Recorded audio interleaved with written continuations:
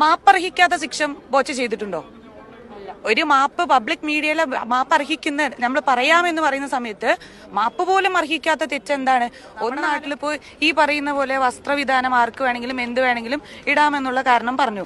അങ്ങനെയാണെന്നുണ്ടെങ്കിൽ നാളെ ആരെങ്കിലും ഒരാൾ ബിക്കിനിയിട്ട് ഇനോഗ്രേഷൻ ചെയ്ത് കഴിഞ്ഞാൽ അത് നമുക്ക് ഓക്കെ ആണെന്ന് നിങ്ങൾ എല്ലാവരും അംഗീകരിക്കുമോ? കോടതി പറഞ്ഞിരിക്കുന്നത് സമാനമായ കുറ്റകൃത്യങ്ങൾ മുൻപും ഇയാൾ ചെയ്തിട്ടുണ്ടെന്നാണ്. അപ്പോൾ ഇയാൾ കുറ്റം ചെയ്തിട്ടില്ല എന്നാണ് നിങ്ങൾ പറയുന്നത്. കുറ്റകൃത്യം എന്ന് പറഞ്ഞാൽ എന്താണ് ഈ കുറ്റകൃത്യം? കുറ്റകൃത്യം എന്ന് പറഞ്ഞാൽ കോടതി അത് തീരുമാനിച്ചിട്ടുണ്ട്.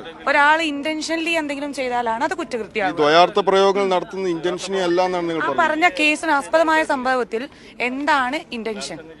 അത് ഇത് ഈ പബ്ലിക്കിന്റെ മുമ്പിൽ ഇത്രയും പറയില്ലല്ലോ. ഇനി അഥവാ ഇൻ കേസ് അങ്ങനെ ആണെങ്കിൽ തന്നെ അണീറോസ് എന്ന് പറയുന്ന വ്യക്തിക്ക് അപ്പൊ തന്നെ ആ ഒരു ഇത് ഇറങ്ങി വരായിരുന്നു അല്ലേ?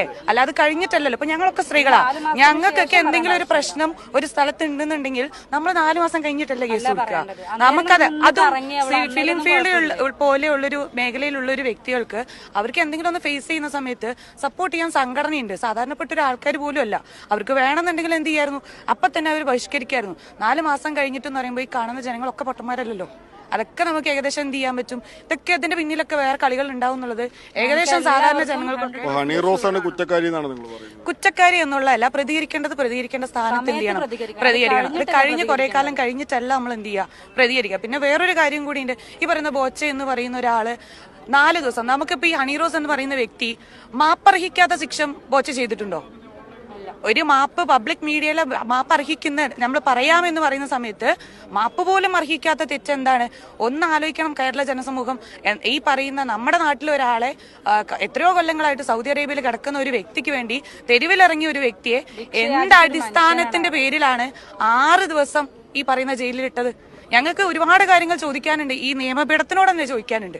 ഒരു മീഡിയാസിനോടും. നിങ്ങൾ എല്ലാവരും പിച്ച് പറിച്ച് കീറി കളഞ്ഞൊരു സാധനമല്ലേ ഈ പറയുന്ന വ്യക്തിക്ക് എന്ത് അത് മനുഷ്യത്വരഹിതമല്ലേ?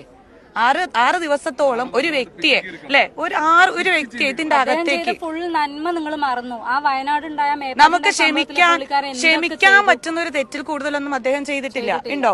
കൊലപാതകമോ? വെറുതെ മറന്നു. ഈ പറയുന്ന ഏറ്റവും കൂടുതൽ നടത്തിയിട്ടുള്ളത് ബോച്ച വന്നതിന് ശേഷമാണ്.